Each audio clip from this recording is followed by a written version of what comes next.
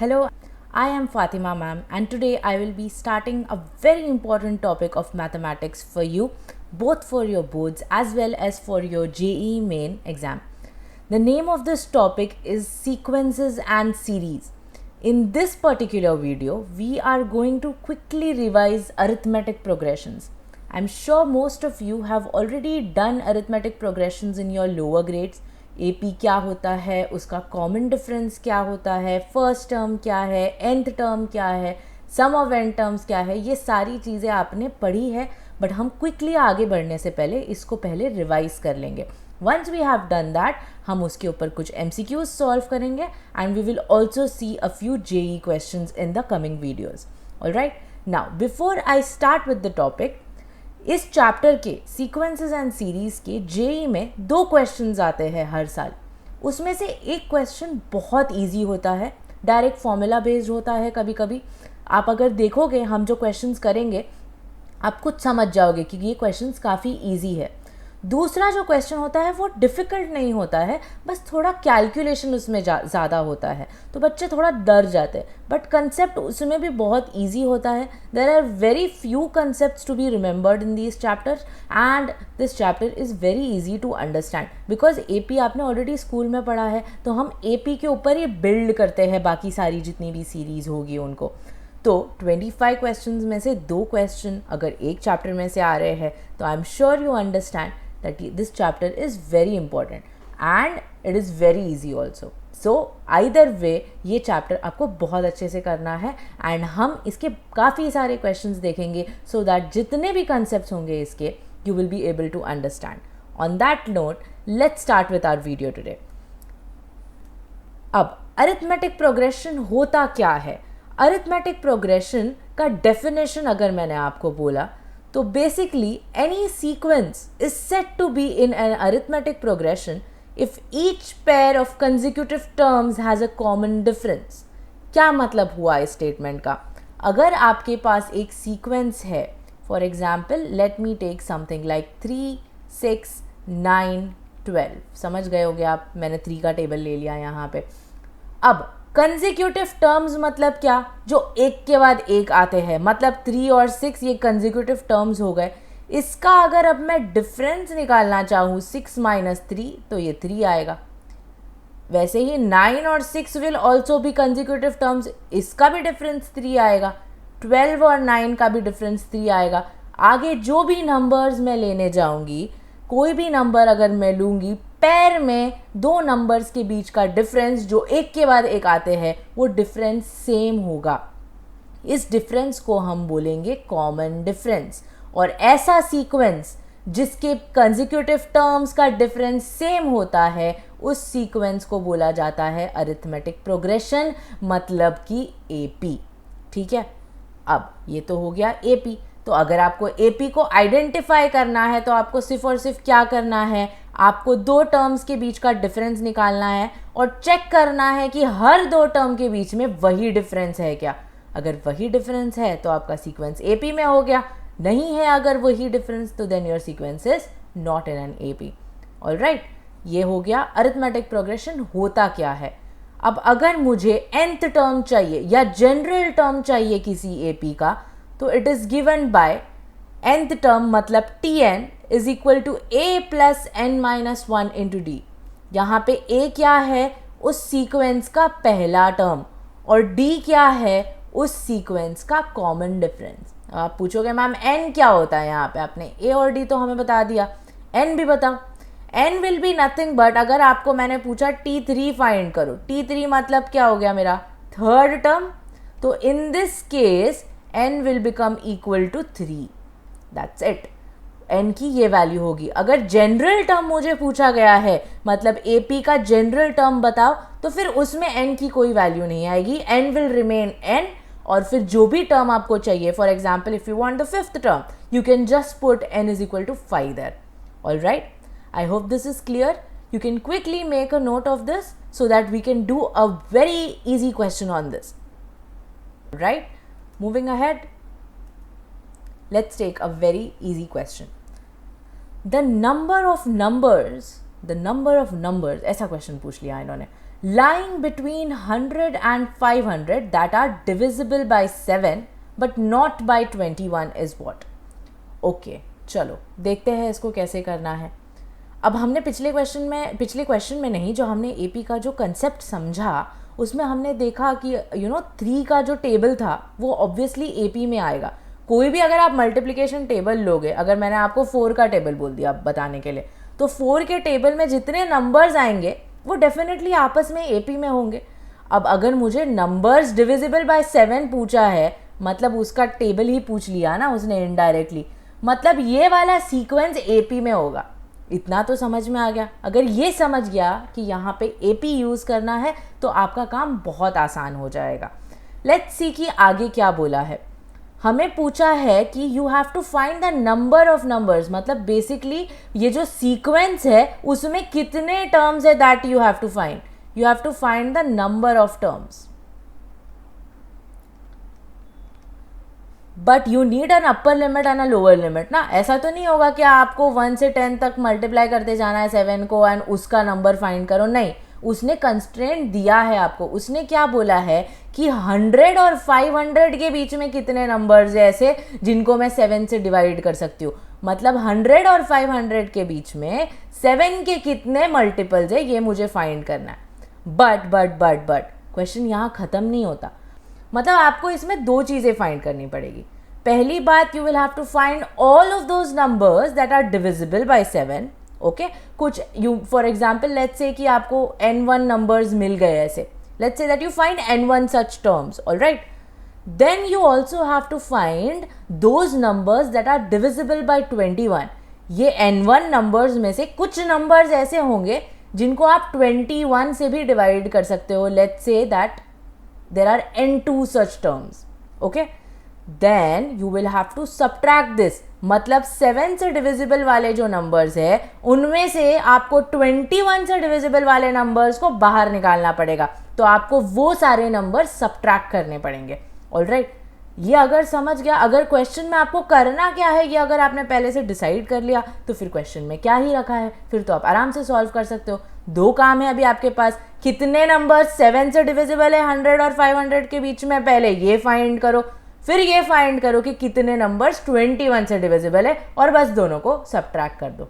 ठीक है, अब देखते हैं कि ये कितने नंबर्स है, नंबर ऑफ टर्म्स हमें कैसे निकालना है. ठीक है, पहली बात, let's take the first AP. Divisible by 7 वाली एपी लेते हैं हम.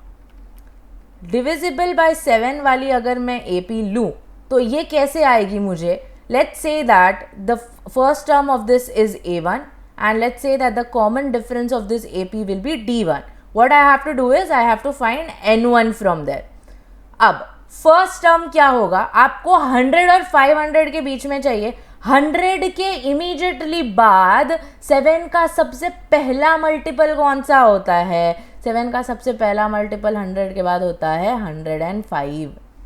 कॉमन डिफरेंस इस सीक्वेंस का तो 7 ही होगा बिकॉज 7 से डिविजिबल है ना, और n1 तो हमें फाइंड ही करना है.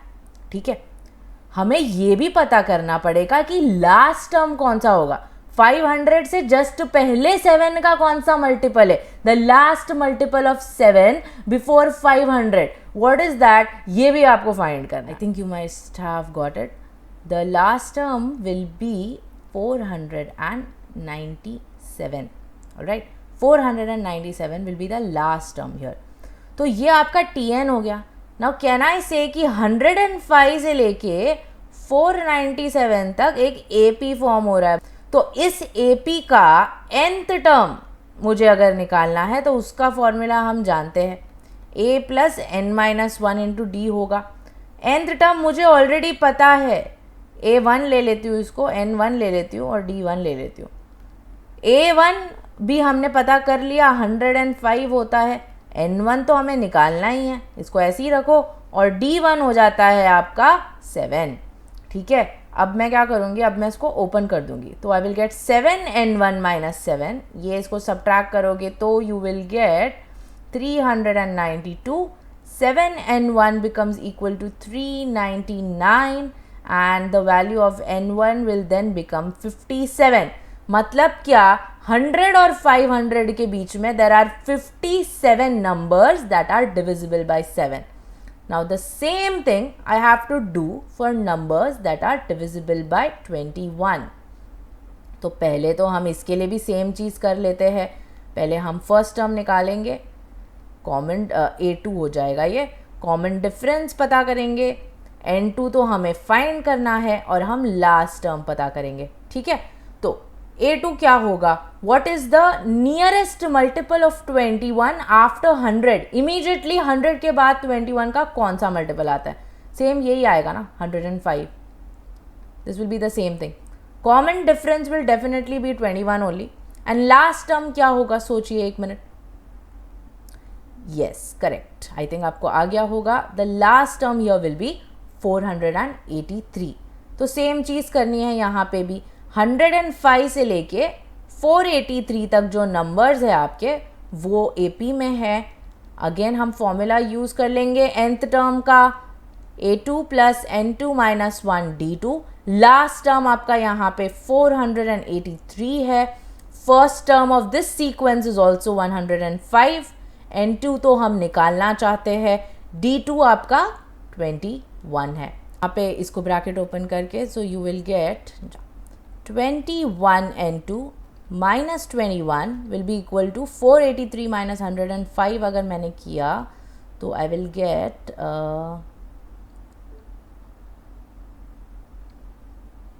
378.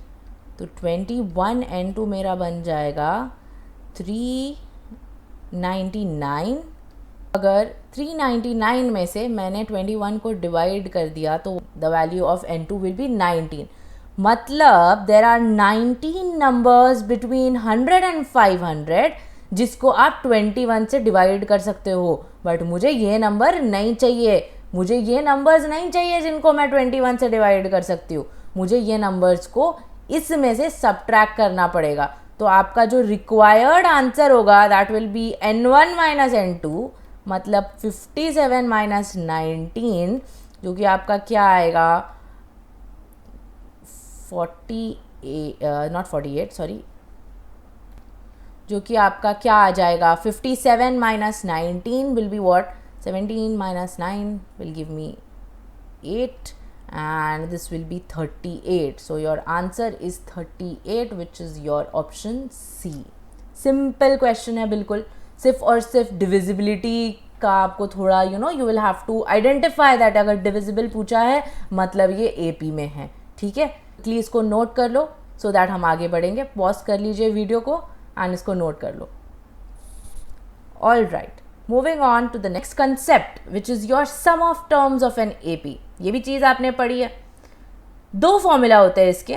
पहला formula Sn is equal to n/2 2a plus n minus 1 into d. Again the number you are familiar with the terms now. a will be the first term, d will be the common difference. all right, और n क्या है, number of terms हो जाएगा, जितने terms का आपको सम निकालना है वो. या फिर एक और फॉर्मूला यूज़ कर सकते हो आप. ये कौन सा फॉर्मूला होगा, n/2 into a1 plus an. अब यहाँ पे a1 will be the first term and an will be the last term. तो आप बोलोगे मैम दो फॉर्मूला दे दिया आपने, हमें कैसे पता चलेगा कि कौन सा यूज़ करना है. ध्यान दो ना फॉर्मूला पे. डिफरेंस क्या है इन दोनों में, n तो दोनों में, फर्स्ट टर्म भी दोनों में है, d एक में है एक में नहीं है. मतलब अगर आपको कॉमन डिफरेंस दिया हुआ है या कॉमन डिफरेंस पूछ रहे हैं तो आप पहला फॉर्मूला यूज़ करोगे. अगर आपको लास्ट टर्म डायरेक्टली दे दिया तो आप ये फॉर्मूला यूज़ करोगे. और वैसे ये दो अलग अलग इतने नहीं है फॉर्मूला. अगर आप ध्यान से देखोगे तो यहाँ पे अगर मैंने an का फॉर्मूला डाल दिया, an मतलब nth टर्म ना, तो क्या होगा वो a plus n minus 1 into D आएगा. ये a इसके साथ ऐड हो गया तो आपको 2a ही मिलने वाला है. तो it's not actually a very different formula, बस थोड़ा सा आपका एक स्टेप का कैलकुलेशन जो है वो थोड़ा कम हो जाएगा. फटाफट इसको नोट कर लीजिए.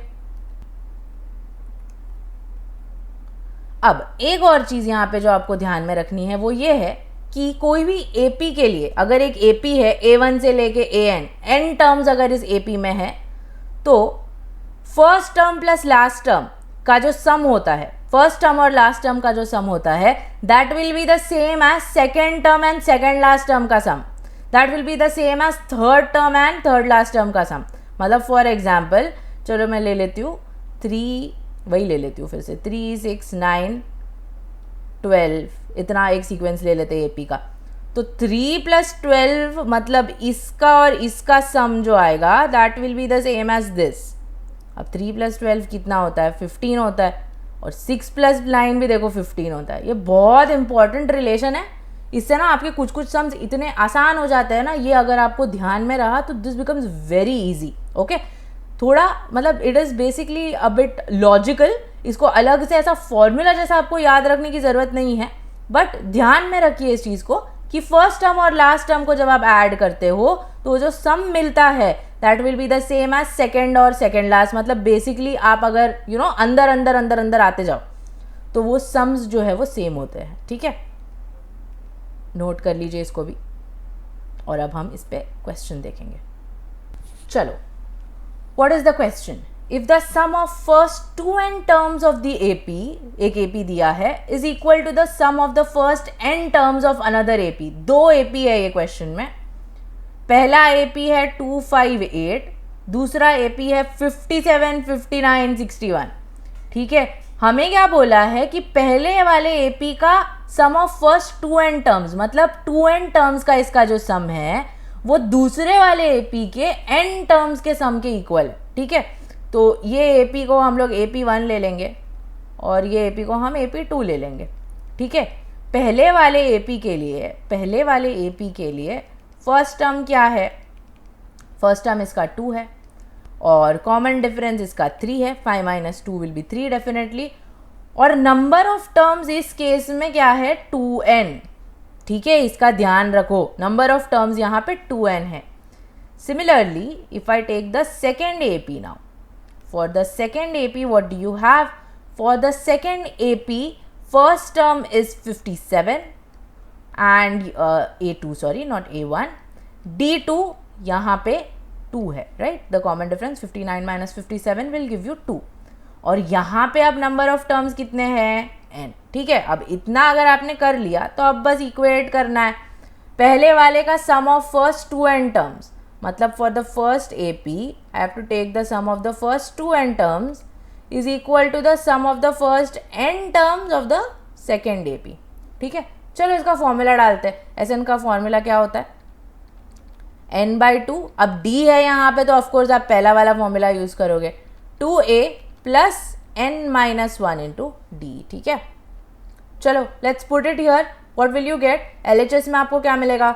2n/2 2a1 मतलब 2 × 2 प्लस n1 की वैल्यू क्या है? 2n - 1 into your common difference which is nothing but 3। ठीक है, वैसे ही RHS में क्या मिलेगा आपको? RHS में what will you get? You will gate n/2 again 2a, in this case it is 57 plus n - 1, यहाँ पे n2 की वैल्यू तो n ही है। D the common difference here is 2। ठीक है, अब इसको सॉल्व करो। थोड़ा आप स्क्रीन वीडियो को पॉज कीजिए और इसको सॉल्व करने को ट्राई कीजिए। सिंपल कैलकुलेशन ही है ये। ओके, आई होप आपको आया होगा। If you are stuck somewhere obviously you can refer to this now. देखो यहाँ पे क्या होगा, let me just use a different colour so that you don't get confuse. ये 2 और 2 कैंसिल हो गया, ये n और n यहाँ पे कैंसिल हो जाएगा। अब ब्रैकेट हम ओपन करते हैं, क्या मिलेगा? अंदर सिंप्लीफाई अगर करोगे तो ये बाहर 2 एज इट इज़ है। This becomes 4 + 6n - 3 is equal to, ये कंफ्यूज मत हो ना, ये 2 इसके सबस्क्रिप्ट में है। ठीक है, 2 × 57 will be nothing but 114 plus 2n - 2। Bracket open करो, 4 - 3 is 1, 1 × 2 will give me 2, 2 × 6n will be 12n, this will be 114 - 2 कर देते हैं। Let's just write it as 112। So you will get 112 plus 2n। n को इधर ले लो, इसको यहाँ ले लो। 12n - 2n will give me 10n, 112 - 2 will give मी 110। तो सिंपल, 10 से डिवाइड करने में तो सबसे ज़्यादा मज़ा आता है। n की वैल्यू क्या मिल गई आपको? 11। So your answer is option C, which is nothing but 11। अच्छे से लोड कर देती हूँ आपके लिए solution, you can refer to this. and you can make a note of this quickly by pausing the video. All right, moving on to the next concept, arithmetic mean क्या होता है. उससे पहले हम ये देख लेते हैं कि इसका मतलब क्या है. ठीक है, अरिथमेटिक मीन पे तो हम बाद में आएंगे. अगर ए बी सी 3 नंबर्स है जो कि एपी में है, ए बी सी कैसे निकालना है वो हम बाद में देखेंगे, बट वो होता क्या है पहले वो समझ लेते हैं. ए बी सी अगर 3 नंबर है जो कि एपी में दिए है, तो बी मतलब जो बीच वाला नंबर है ना, बीच वाला, is set to be the arithmetic mean of A and not B, sorry A and C का अरिथमेटिक मीन होगा वो. If 3 numbers A, B, C are in AP, B is said to be the arithmetic mean of A and C. मतलब if 3 numbers, आपको 3 number अगर line से दिए हुए हैं कि ये AP में है, तो जो बीच वाला नंबर होगा ना वो बाकी दोनों का अरिथमेटिक मीन होता है. 3 नंबर अगर आपको लाइन में दिए हैं तो the middle number is set to be the arithmetic mean of the remaining 2. और याद रखना, बहुत काम आएगी ये चीज़. कभी भी अगर आपको 3 नंबर एपी में दे दिए है ना, डायरेक्टली ये फॉर्मूला यूज करो, 2b is equal to a plus c. Directly ये फॉर्मूला आ जाएगा. अगर 3 नंबर एपी में दिए हैं तो बीच वाले नंबर का double will be equal to the sum of the other 2 numbers. ठीक है, ये तो मैंने आपको 3 नंबर के बारे में बता दिया. अब आपको n नंबर्स का अगर अरिथमेटिक मीन फाइंड करना है, ओके, ये आपने लास्ट ईयर 10th स्टैंडर्ड में ना स्टैटिस्टिक्स करके एक चैप्टर में पढ़ा होगा. Arithmetic mean is nothing but your average. Average मतलब क्या होता है, सबको ऐड कर दो और डिवाइड कर दो by the number of terms. यही है, वही सेम चीज़ है. अगर n नंबर्स के बीच में से अरिथमेटिक मीन निकालना है आपको, तो आप उनको पहले ऐड कर दो and divide it by the total number of terms. ठीक है, ये हो गया अरिथमेटिक मीन का मतलब. अब अरिथमेटिक मीन कभी कभी ना क्वेश्चन आता है कि उसको इंसर्ट करो. 2 नंबर दिया होगा a and b, 2 numbers will be given to you and आपको बोलेंगे कि इनके बीच में ना कुछ अरिथमेटिक मीन्स इंसर्ट करो. या तो 1 करो, या तो 2 करो, या तो 3, 4, कितने भी अरिथमेटिक मीन्स आपको इंसर्ट करने के लिए बोल सकता है. अब अगर एक ही करना है, एक ही अगर करना है तो सिंपल सी चीज़ है बहुत. The arithmetic mean will be a plus b by 2. Simple, एकदम सिंपल. 2 अगर करने हैं तो पहला वाला अरिथमेटिक मीन जो होगा it will be a plus 2b by 3 and the second one will be 2a plus b by 3. अब अगर 2 से ज़्यादा करने होंगे ना तो थोड़ी मेहनत आपको करनी पड़ेगी. अब देखो कैसा होगा, a और b के बीच में if you are inserting n arithmetic means, ठीक है, if you are inserting n arithmetic means, let's say कि यू नो आपको 3 करने हैं. Let's say for an example, let's say that आप 3 अरिथमेटिक मीन इंसर्ट कर रहे हो. तो ये जो नया सीक्वेंस बनेगा ना, नया सीक्वेंस, ये सीक्वेंस एक एपी में होगा. मतलब A1, A2, A3, B का जो सीक्वेंस होगा, that sequence is going to be in an AP. तो आपको क्या करना होता है, आपको इस एपी का कॉमन डिफरेंस निकालना होता है. अब इसके लिए डायरेक्ट फॉर्मूला है कि अगर आपको n अरिथमेटिक मीन्स इंसर्ट करने हैं बिटवीन 2 नंबर्स, तो the common difference of the AP that is formed as a result is going to be b minus a upon n plus 1. यहाँ पे b क्या है, उस सीक्वेंस का लास्ट टर्म, a क्या है, उस सीक्वेंस का पहला टर्म, n क्या है, जितने अरिथमेटिक मीन्स आप इंसर्ट कर रहे हो.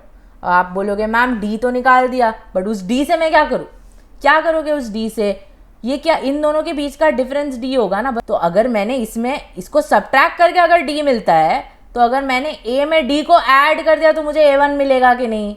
वैसे ही A1 में फिर से अगर मैं D ऐड करूँगी तो मुझे A2 मिलेगा कि नहीं. फिर इसमें A3 ऐड कर दूंगी, D ऐड करूँगी तो A3 मिल जाएगा. फिर से मत करना, B मेरे पास ऑलरेडी है. तो जितने अरिथमेटिक मीन्स चाहिए उतनी बार आप D को ऐड करते जाओ, आपको आपके अरिथमेटिक मीन्स मिल जाएंगे. ध्यान में सिर्फ इतना रखो कि ये C है यहाँ पे, इट्स नॉट B. और फिर है ना, हम एक क्वेश्चन देखेंगे इंसर्टिंग n अरिथमेटिक मीन्स का. सिंपल सा है, बस आपको समझ में आ जाना चाहिए.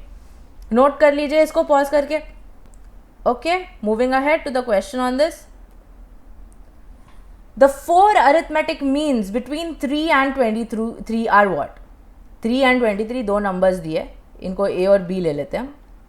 ठीक है, और इनके बीच में मुझे इंसर्ट करने हैं 4 अरिथमेटिक मीन.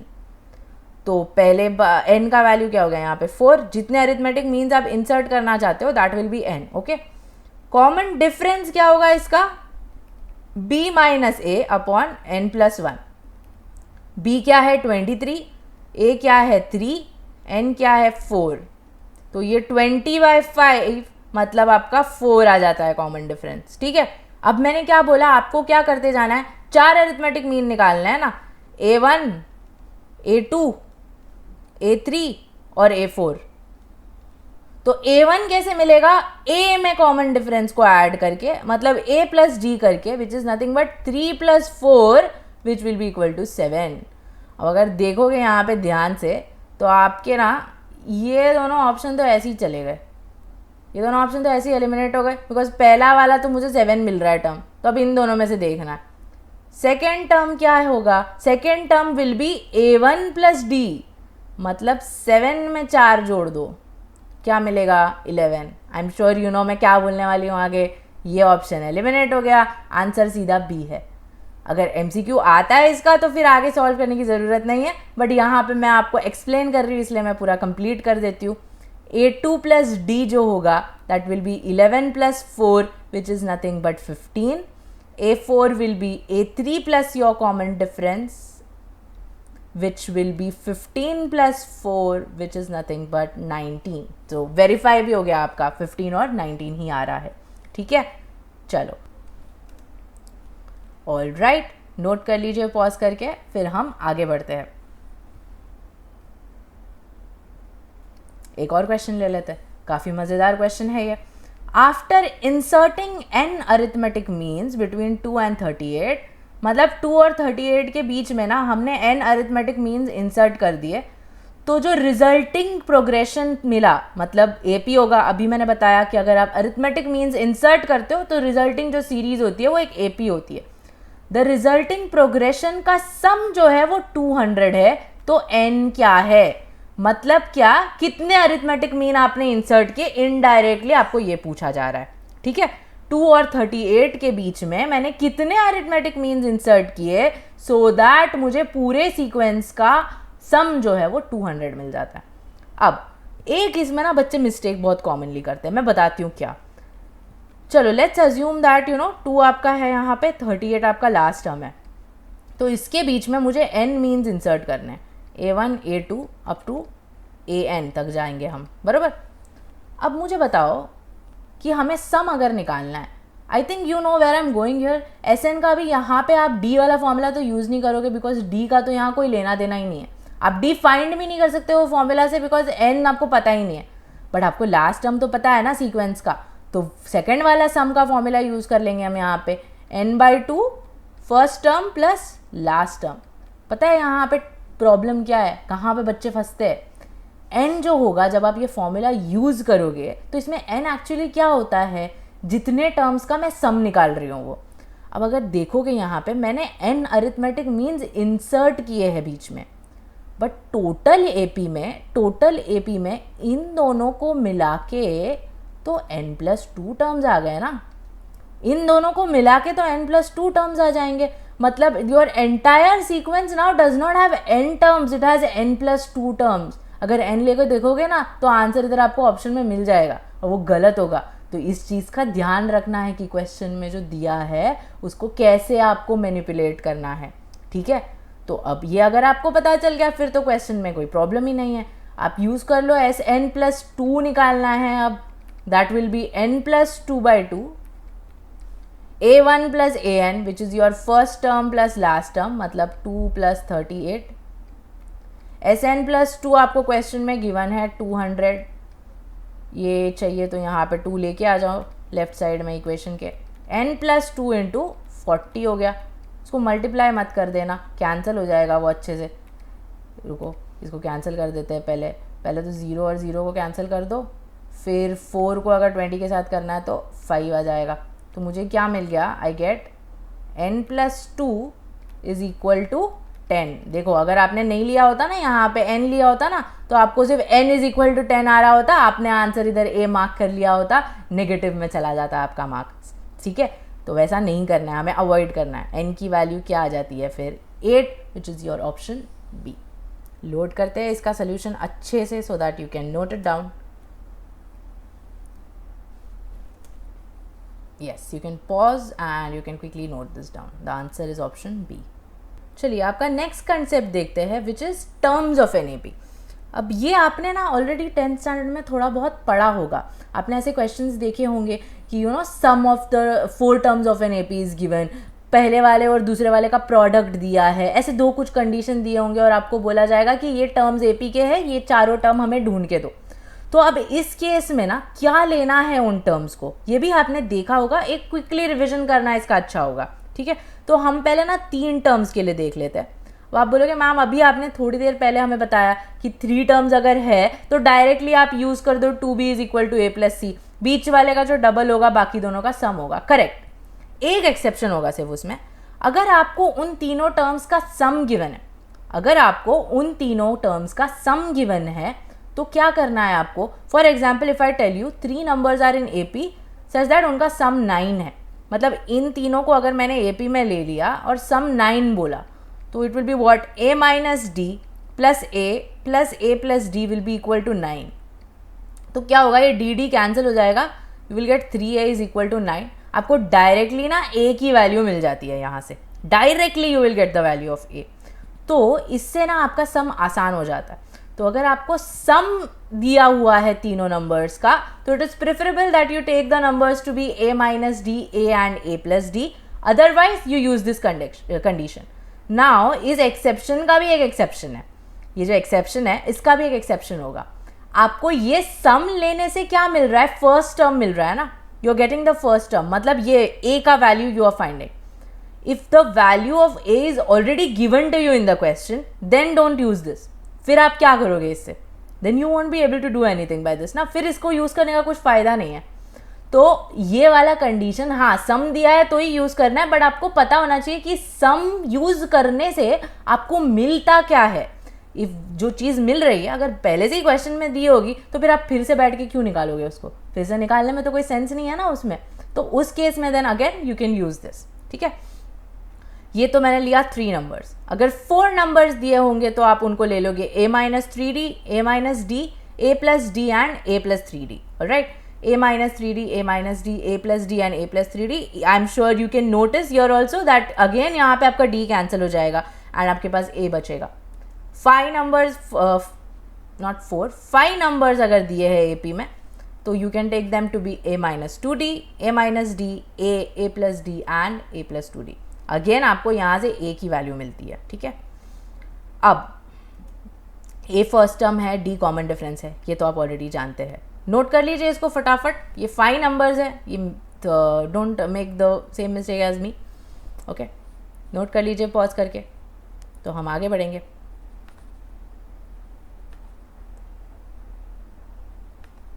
ऑलराइट, चलिए। Alright, moving on to the last question. The sum of the first 3 terms of an arithmetic progression is 12 and the product of its first and second term is 24. You have to find out what is the first term. अब देखो आपको इसमें क्या करना है, first 3 terms का आपको सम दिया है, मतलब basically 3 terms are in AP ऐसा आपको बोला है और उनकी कुछ तो कंडीशंस दिए। अब 3 टर्म्स आर इन एपी के लिए आप 2b is equal to a plus C वाला भी कंडीशन यूज कर सकते हो, लेकिन यहाँ पे अगर आपको उनका सम दे दिया है तो आपके लिए बेटर होगा कि आप उन टर्म्स को ले लो a माइनस डी, a और a प्लस डी, क्योंकि उससे आपका कॉमन डिफरेंस हट जाएगा, कैंसिल आउट हो जाएगा और आपको सीधा सीधा a की वैल्यू मिल जाएगी। तो sum of the first 3 terms अगर 12 दिया है तो इसको I can write as a minus d plus a plus d is equal to 12। Minus d plus d gets cancelled out, you get 3a is equal to 12, मतलब a की value आपको यहाँ पे 4 मिल गई। फर्स्ट टर्म का value पूछा है, excitement में आके आंसर 4 मत टिक कर देना कि a का तो वैल्यू 4 आ गया। यहाँ पे आपका फर्स्ट टर्म a नहीं है, यहाँ पे आपका first term a minus d है, तो your answer is not going to be 4। Don't get excited, okay. एकदम कभी कभी ऐसा हो जाता है, आपको दिख गया अरे a तो फर्स्ट टर्म होता है, वो आपके दिमाग में होता है and you directly tick the answer, but no, what is the first term that you have taken over here, it is a minus d. तो इसीलिए आपको पहले d निकालना पड़ेगा, फिर a माइनस डी जो आएगा वो आपका फर्स्ट टर्म होगा। अब a माइनस डी कैसे निकालोगे, आपके लिए कोई और कंडीशन होनी चाहिए, है वहाँ पे product of the first and second term is given to you as 24. What are the first and second terms over here? A into A minus D. Their product, it is said, is 24.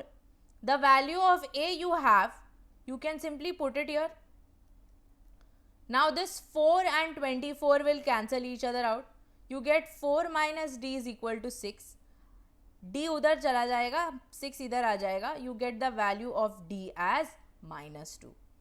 ए मिल गया, D मिल गया, और क्या चाहिए A P के लिए आपको? ए और D मिल गया, आपको अभी ए माइनस डी निकालना है. That is your first term. तो A minus D you are going to get as 4 minus of -2, which is nothing but 4 plus 2. So your answer over here is going to be 6, which is your option D. Simple question, very easy. आप अगर 2b is equal to a plus C लेते तो भी इतना कुछ ज़्यादा difficult नहीं हो जाता वो, बस इतना जल्दी आपको आंसर नहीं आता बिकॉज आपका डायरेक्टली d वहाँ पे कैंसिल आउट नहीं होता. All right, so I will load the solution for you properly. You can quickly note it down and then we will come to your DIY question. Here we go. एक क्वेश्चन आपको मैं दूंगी homework के लिए. Very simple question. The first term is 2 and the sum of the first 5 terms is 5 for an AP. You have to find the value of the 31st term. Answer comment box में लिख देना. बहुत easy question है, simple सा question है. I am sure you will get the answer. That's all for today guys. Thank you so much for watching the video. If you like it, please share it with your friends so that they are also able to get some benefit out of it. More videos on sequences and series are coming very soon. Thank you so much for watching. Bye bye. Until next time, take care.